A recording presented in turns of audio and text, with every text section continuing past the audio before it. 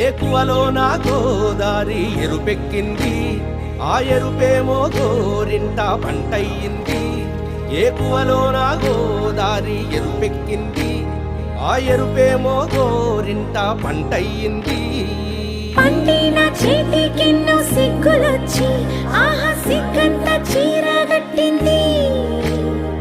చీరలో చందమామ ఎవరమ్మ, ఆ గుమ్మ సీతమ్మ.